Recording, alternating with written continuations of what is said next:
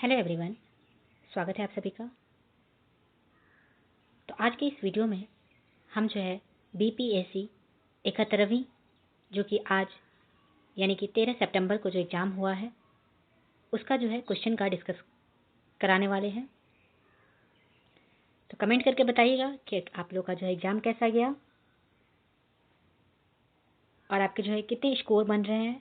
तो चलिए स्टार्ट करते हैं, without any delay question start करते हैं। उससे पहले चैनल पर अगर आप न्यू हैं तो चैनल को सब्सक्राइब ज़रूर कीजिएगा ताकि आपको ऐसी वीडियोज़ आपके पास जो है बेल नोटिफिकेशन ज़रूर ऑन कीजिएगा ताकि आपको मिलती रहे। तो स्टार्ट करते हैं क्वेश्चन।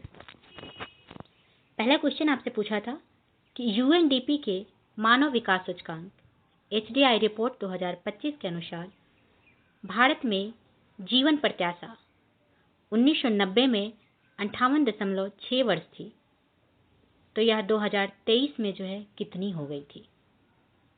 आंसर आपके यहाँ पे हो जाएंगे फर्स्ट का ए 72 वर्ष। जिन्होंने भी ए लगाए होंगे उनका यहाँ पे करेक्ट आंसर हो जाएगा। नेक्स्ट आपका क्वेश्चन है कि फरवरी 2025 में एआई एक्शन समिट किस शहर में आयोजित हुआ था। इसका आपका करेक्ट आंसर बी पेरिस जो है इसका सही उत्तर हो जाएगा। तो जिन्होंने भी पेरिस लगाए होंगे उनका करेक्ट हो जाएगा। थर्ड नंबर क्वेश्चन आपसे पूछा है कि 96वें अकादमी पुरस्कार 2024 में एमा स्टोन को किस फिल्म में मुख्य भूमिका के लिए ऑस्कर मिला है। तो एमा स्टोन को जो है 2024 में अकादमी पुरस्कार से जो है 96वें अकादमी पुरस्कार में इन्हें ऑस्कर तो मिला, तो कि कौन सी फिल्म के लिए मिला है। करेक्ट आपका आंसर हो जाएगा बी पुअर थिंग्स के लिए। तो जिन्होंने भी बी ऑप्शन लगाए होंगे उनका यहाँ पे करेक्ट हो जाएगा। नेक्स्ट फिल्म है। तो नेक्स्ट जो है आपका क्वेश्चन है कि किस गुजराती फिल्म है ने 17वें राष्ट्रीय फिल्म पुरस्कार में राष्ट्रीय, सामाजिक और पर्यावरणीय मूल्यों को बढ़ावा देने के लिए जो है सर्वश्रेष्ठ फीचर फिल्म का पुरस्कार जीता है। आंसर आपका 4 का हो जाएगा ए हेलोरो जो है करेक्ट आंसर हो जाएंगे। तो आई होप आप लोगों ने सही किया होगा। नेक्स्ट आपका क्वेश्चन है कि निम्नलिखित में से किस व्यक्ति या संगठन को 2024 का रेमन मैग्सेसे पुरस्कार प्राप्त हुआ है। तो 2024 का रेमन मैग्सेसे पुरस्कार जो है किन्हें मिला है। तो रेमन मैग्सेसे पुरस्कार 2024 में जो है आपको ये फुत्सो कर्मा फुत्सो जिनको जो है शिक्षावाद के लिए जो कि आपके भूटान के हैं इनको मिला है। उसके बाद आपको जो है इनको मियाज़की हायाओ को भी मिला है जो कि आपके जापान के प्रसिद्ध एनिमेटर हैं। तो सी नंबर को भी मिला है, यानी कि उपरोक्त में से एक से अधिक, डी ऑप्शन करेक्ट हो जाएगा। नेक्स्ट क्वेश्चन है कि आकाश तीर के बारे में निम्न में से कौन से कथन सही है। आकाश तीर के बारे में इसमें से कौन सा कथन आपका सही दिया हुआ है। तो आकाश तीर भारतीय सेना के एयर डिफेंस प्रणाली का मूल है। यह भारत की व्यापक C4ISR प्रणाली को सहजता से एकीकृत करता है।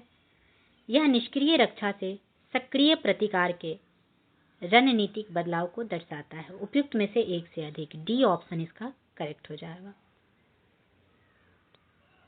नेक्स्ट आपका क्वेश्चन है कि निम्नलिखित में से कौन से रक्षा प्लेटफॉर्म मेक इन इंडिया पहल के तहत भारत की स्वदेशी सैन्य प्रणाली का हिस्सा है।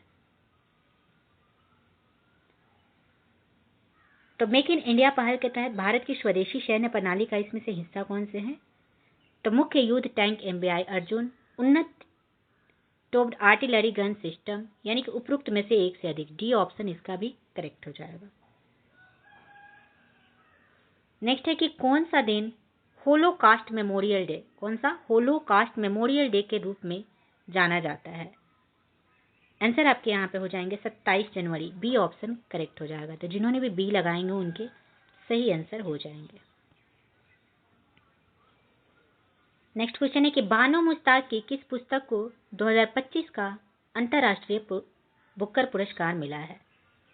तो बानो मुश्ताक जो है इनको जो है 2025 का अंतर्राष्ट्रीय बुकर पुरस्कार दिया गया। तो इनकी पुस्तक का नाम क्या था? आंसर आपके हो जाएंगे बी, हार्ट लैब। बी ऑप्शन करेक्ट हो जाएगा। नेक्स्ट क्वेश्चन है कि सिंधु जल संधि के अनुसार 3 पूर्वी नदियां भारत को आवंटित की गई है। निम्नलिखित में से कौन सी उनमें शामिल नहीं है? इसमें कौन से शामिल नहीं है बोला गया है? आंसर होगा झेलम नदी जो है शामिल नहीं है, बाकी रावी सतलुज इसमें शामिल है। तो ए ऑप्शन यहाँ पे आपका करेक्ट हो जाएगा। नाउ नेक्स्ट क्वेश्चन है कि यूएनडीपी द्वारा विकसित क्षमता गरीबी माप सीपीएम के बारे में निम्नलिखित में से कौन सा कथन सही है? इसमें से कौन सा कथन सही दिया हुआ है? तो आपके सीपीएम में स्वास्थ्य और पोषण की कमी के प्रतिनिधि के रूप में बाल कुपोषण को शामिल किया गया है, बिल्कुल करेक्ट दिया हुआ है। शिक्षा और ज्ञान में अभाव को दर्शाने के लिए महिला निरक्षरता को शामिल किया गया, ये भी आपका सही दिया हुआ है। यह पुरुष निरक्षरता का क्षमता गरीबी का एक प्रमुख संकेतक मानता है, बिल्कुल गलत। इसमें क्षमता गरीबी के एक महत्वपूर्ण संकेतक के रूप में स्वच्छ पेयजल तक पहुंच की कमी जो है शामिल है, ये भी आपका गलत दिया, यानी कि आपका सही पूछा गया था तो फर्स्ट और सेकंड आपका सही दिया हुआ है। ऑप्शन नंबर ए यहाँ पे आपका करेक्ट हो जाएगा। तो जिन्होंने भी ए लगाए होंगे उनका सही हो जाएगा। नाउ नेक्स्ट क्वेश्चन आपका है कि निम्नलिखित में से कौन सी वस्तु जो है अप्रैल से सितंबर 2024-25 के दौरान भारत के निर्यात की शीर्ष 10 प्रमुख वस्तुओं में से नहीं है पूछा गया है। तो इसमें से कौन सा जो है जो भारत के निर्यात की शीर्ष 10 प्रमुख वस्तुओं में से नहीं है? तो 10 प्रमुख वस्तुएं कौन कौन से हैं? तो ये आपके आ जाएंगे पेट्रोलियम उत्पाद उसमें शामिल है, लौह और इस्पात भी शामिल है, इंजीनियरिंग सामान है, इलेक्ट्रॉनिक सामान उसमें दिए गए हैं, ड्रग्स है, रत्न और आभूषण है, वस्त्र और परिधान है, कार्बनिक और अकार्बनिक रसायन है, वाहन है, डेयरी उत्पाद है, चाय, बासमती चावल उसमें नहीं है। तो सी ऑप्शन करेक्ट हो जाएगा। नेक्स्ट क्वेश्चन है कि भारत वन स्थिति रिपोर्ट 2023 के अनुसार, तो भारत वन स्थिति रिपोर्ट 2023 के अनुसार सबसे अधिक जो है वृक्षावरण महाराष्ट्र राज्य में पाया गया है और उसके बाद राजस्थान और उत्तर प्रदेश का इसमें स्थान है। तो सी ऑप्शन यहाँ पे आपका करेक्ट हो जाएगा। 2023 में वैश्विक सेवाओं के निर्यात में निम्नलिखित में से किस देश की भारत से अधिक हिस्सेदारी थी? आंसर आपका हो जाएगा आयरलैंड। बी ऑप्शन करेक्ट हो जाएगा। तो जिन्होंने भी बी लगाए होंगे उनका यहाँ पे सही आंसर हो जाएगा। नेक्स्ट क्वेश्चन है कि स्वास्थ्य और परिवार कल्याण मंत्रालय के यूविन पोर्टल के बारे में निम्नलिखित में से कौन सा कथन सही नहीं है पूछा गया है कि कौन सा कथन सही नहीं है? तो यह क्यूआर आधारित ई टीकाकरण प्रमाण पत्र प्रदान करता है, बिल्कुल करेक्ट। यह माता पिता और बच्चों के लिए आयुष्मान भारत स्वास्थ्य खातों के निर्माण की सुविधा प्रदान करता है, ये भी सही है। पोर्टल 11 क्षेत्रीय भाषाओं में उपलब्ध है, यहाँ पे गलत दिया हुआ है, तो यहाँ पे नहीं ही पूछा गया, तो सी ऑप्शन यहाँ पे आपका करेक्ट हो जाएगा। नेक्स्ट क्वेश्चन है कि किस संगठन ने संयुक्त रूप से आवास और शहरी मामलों के मंत्रालय के साथ राष्ट्रीय शहरी नवाचार स्टैक डिजिटल ब्लूप्रिंट विकसित किया है? आंसर होगा इलेक्ट्रॉनिक्स और आईटी मंत्रालय ने। ए ऑप्शन करेक्ट हो जाएंगे। नेक्स्ट क्वेश्चन है कि 31 अक्टूबर 2024 तक भारतमाला परियोजना के तहत किस राज्य में सबसे अधिक निर्मित सड़क की लंबाई थी? आंसर होगा राजस्थान में। ए ऑप्शन करेक्ट हो जाएंगे। नेक्स्ट आपका क्वेश्चन पूछा था कि किसान ऋण पोर्टल के शुभारंभ से पहले किसान ब्याज अनुदान और शीघ्र पुनर्भुगतान प्रोत्साहन योजनाओं के तहत मैनुअल दावे निम्नलिखित में से किस संस्थान को प्रस्तुत करते थे? करेक्ट आंसर होगा बी, भारतीय रिजर्व बैंक और नाबार्ड को। बी ऑप्शन यहाँ पे आपका करेक्ट हो जाएगा। नेक्स्ट क्वेश्चन है कि भारत का विदेशी मुद्रा भंडार। तो भारत का विदेशी मुद्रा भंडार की बात करें तो दिसंबर 2024 के अंत तक बढ़कर लगभग 640 बिलियन अमेरिकी डॉलर हो गया। दुनिया में 7वें सबसे बड़े है, गलत है, 7वें नहीं, 4th पे है, सबसे बड़े हैं, 4th ऑप्शन में है ये। 2024 में लगभग 24 बिलियन अमेरिकी डॉलर के बीओपी घाटे के कारण कमी आई। तो भारत के विदेशी मुद्रा भंडार 19 का ए ऑप्शन यहाँ पे आपका करेक्ट है। तो जिन्होंने भी ए लगाए होंगे उनका सही उत्तर हो जाएगा। NFHS 5 के आंकड़ों के अनुसार निम्नलिखित में से किस राज्य ने 2019-20 में 6% से कम आबादी को बहुआयामी रूप से गरीब के रूप में दर्ज किया है? करेक्ट आंसर होगा ए, जम्मू कश्मीर। नाउ नेक्स्ट है सूची 1 को सूची 2 से सम्मिलित करना है।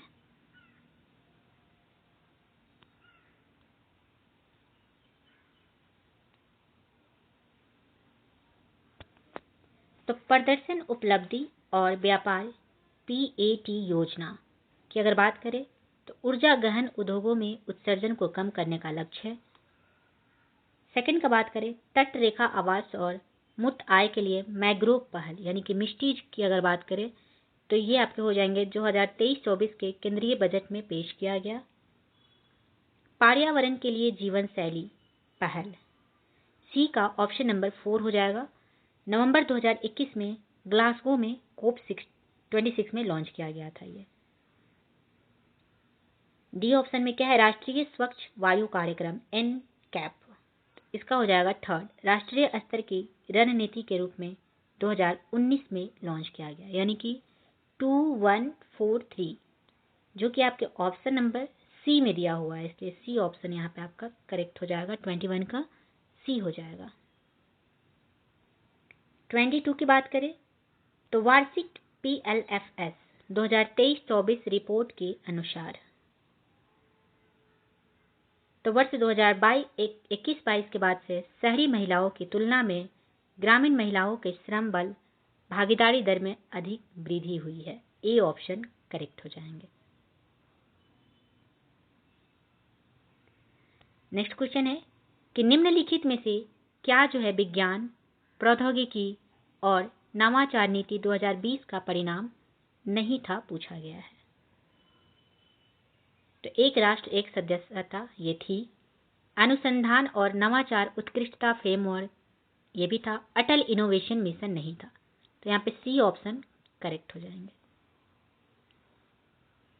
नेक्स्ट है कि देश के सकल मूल्य वर्धित में सूक्ष्म, लघु और मध्यम उद्यमों की हिस्सेदारी 2020-21 में डैश से बढ़कर 2022-23 में डैश हो गई है। करेक्ट आंसर हो जाएगा बी, 27.3% से 30.1%। बी ऑप्शन यहाँ पे आपका करेक्ट हो जाएगा। नाउ नेक्स्ट क्वेश्चन आते हैं कि बिहार के मिशन दक्ष का प्राथमिक उद्देश्य क्या है? तो मिशन दक्ष का प्राथमिक उद्देश्य क्या है? करेक्ट आंसर हो जाएगा ग्रेड स्तरीय दक्षताओं तक पहुंचने के लिए पिछड़ने वाले छात्रों के लिए व्यक्तिगत सलाह प्रदान करना। 26 का सी आंसर करेक्ट हो जाएंगे। नेक्स्ट आपका क्वेश्चन है कि बिहार स्टार्टअप नीति 2022 के युवा ढांचे के तहत निम्नलिखित में से कौन सा जो है घटक नहीं है दिया गया है? करेक्ट आंसर हो जाएगा सी, अंतरराष्ट्रीय बाजार विस्तार योजनाएं। सी ऑप्शन जो है करेक्ट हो जाएंगे इसका। नेक्स्ट आपका क्वेश्चन है कि 2023-24 में बिहार के आर्थिक प्रदर्शन के बारे में निम्नलिखित में से कौन सा कथन सही है? तो 2023-24 में बिहार के आर्थिक प्रदर्शन के बारे में इसमें से कौन सा कथन सही दिया हुआ है? आंसर होगा बी, 2023-24 में बिहार के GSVA में तृतीयक क्षेत्र की अनुमानित हिस्सेदारी 58.6% थी। नेक्स्ट है कि निम्नलिखित कथनों पर विचार कीजिए। तो बिहार में युवा जनसंख्या जो है, जो कि 0 से 19 वर्ष के अनुपात में 2041 तक काफ़ी गिरावट का अनुमान है। बिहार में बुजुर्ग आबादी 60+ वर्ष भारत की तुलना में अधिक तेजी से बढ़ने की उम्मीद है। यानी कि यहाँ पे 1 और 3 सही है, बी ऑप्शन यहाँ पे आपका करेक्ट लग रहा है। 30 नंबर में आते हैं, 30 नंबर में PLFS 2023-24 के अनुसार निम्नलिखित में से कौन सा कथन जो है बिहार में महिलाओं के बीच रोजगार की प्रकृति का सबसे अच्छा वर्णन करता है? करेक्ट यहाँ पे आंसर हो जाएगा बी, अधिकांश महिलाएं स्वनियोजित हैं जो अक्सर घरेलू उद्यमों में सहायक के रूप में काम करती है। तो बी ऑप्शन यहाँ पे आपका करेक्ट हो जाएगा।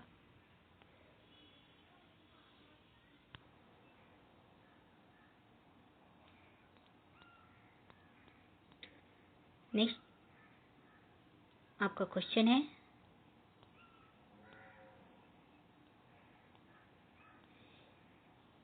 कि लोकसभा के सचिवालय स्टाफ की नियुक्ति की शक्ति निहित है।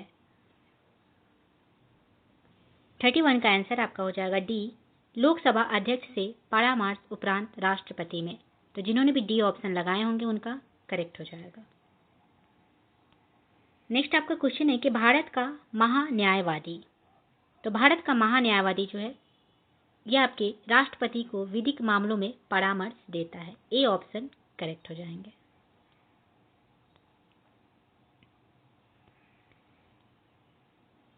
नेक्स्ट आपका क्वेश्चन है कि भारतीय संविधान के विभिन्न सूचियों के निम्नलिखित विषयों पर विचार कीजिए। निम्नलिखित में से कौन विषय समवर्ती सूची में आते हैं? इसमें से कौन सा जो है समवर्ती सूची में आते हैं? करेक्ट हो जाएगा कृषि पर आय, सेकंड ऑप्शन यहाँ पे आपका करेक्ट हो जाएगा। 1 तथा बी ऑप्शन जो है यहाँ पे क्वेश्चन क्या है कि विभिन्न सूचियों के निम्नलिखित विषयों पर विचार करना और कौन जो है समवर्ती सूची में आते हैं।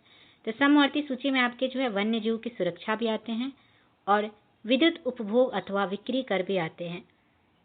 यानी कि आपका यहाँ पे 33 का आंसर आपका हो जाएगा, 33 का बी, 1 और 4 जो है सही हो जाएंगे। तो बी ऑप्शन करेक्ट हो जाएगा। नेक्स्ट क्वेश्चन है कि निम्नलिखित में से कौन सा जो है नीति निदेशक तत्व गांधीवादी सिद्धांतों के अनुरूप नहीं है, पूछा गया है। तो ग्राम पंचायत का गठन, समान नागरिक संहिता, ग्रामीण क्षेत्रों में कुटीर उद्योगों की प्रोन्नति और काम का अधिकार। तो इसमें से कौन जो है नीति निदेशक तत्व गांधीवादी सिद्धांत के अनुरूप नहीं है? तो ग्राम पंचायत का गठन 40, समान नागरिक संहिता भी है, काम का अधिकार भी है। थर्ड ऑप्शन जो है इसमें नहीं है। 35 में है कि निम्नलिखित में से कौन सा युग्म सुमेलित नहीं है? इसमें से कौन सा युग्म सुमेलित नहीं है? तो शपथ का प्रारूप 3री अनुसूची करेक्ट है। राज्यसभा में सीटों का आवंटन 4थी अनुसूची में है। अनुसूचित क्षेत्रों का प्रशासन 6ठी अनुसूची, ये आपके गलत दिया हुआ है। अनुसूचित क्षेत्रों का प्रशासन जो है ये आपके 5वीं अनुसूची में दिया हुआ है। संघ सूची 7वीं अनुसूची, यानी कि नहीं ही पूछा गया था। तो सी ऑप्शन करेक्ट हो जाएंगे। नेक्स्ट आपका है कि केंद्रीय सरकार के बारे में निम्न कथनों पर विचार कीजिए। मंत्रालय तथा विभागों का निर्माण प्रधानमंत्री द्वारा कैबिनेट सचिव के परामर्श से होता है। प्रत्येक मंत्री को मंत्रालय राष्ट्रपति द्वारा प्रधानमंत्री के परामर्श पर आवंटित किया जाता है। करेक्ट आंसर हो जाएगा इसमें केवल दो जो है सही है। नाउ नेक्स्ट क्वेश्चन है कि राज्य विधायिका की कार्यवाही के बारे में क्या सत्य है? महाधिवक्ता को मत देने का अधिकार है। विधायिका में कार्य केवल राज्य की सरकारी भाषा में अथवा हिंदी अथवा अंग्रेजी में निष्पादित किए जाएंगे। यह किसी उच्च न्यायालय के न्यायाधीश के आचरण पर चर्चा कर सकती है। किसी कथित अनियमितता के आधार पर कार्यवाही की वैधता पर प्रश्न किए जा सकते हैं। तो राज्य विधायिका के कार्यवाही में इसमें से क्या सत्य है? आप लोग इसे कमेंट करके बताइएगा, क्योंकि मुझे जो है इस क्वेश्चन में थोड़ी सी डाउट लग रही है। 38 नंबर में आते हैं कि भारतीय संविधान मौलिक अधिकारों पर औचित्यपूर्ण प्रतिबंध प्रावधान करता है, किंतु औचित्य को ध्यान में रखना चाहिए कि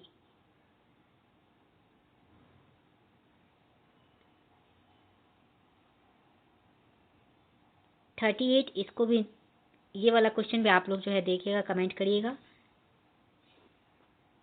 नेक्स्ट है कि निम्नलिखित में से कौन जो है वित्त आयोग के सदस्य के लिए आवश्यक आहारताओं का निर्धारण करता है? करेक्ट आंसर होगा संसद विधि द्वारा। 39 का हो जाएगा सी। नेक्स्ट आपका क्वेश्चन है कि पंचायतों की वित्तीय स्थिति की समीक्षा के लिए कौन अधिकृत है? करेक्ट आंसर यहां पे हो जाएगा ए, ब्लॉक समिति का अध्यक्ष। सरकार द्वारा घोषित आत्मनिर्भर भारत योजना सहयोग करती है।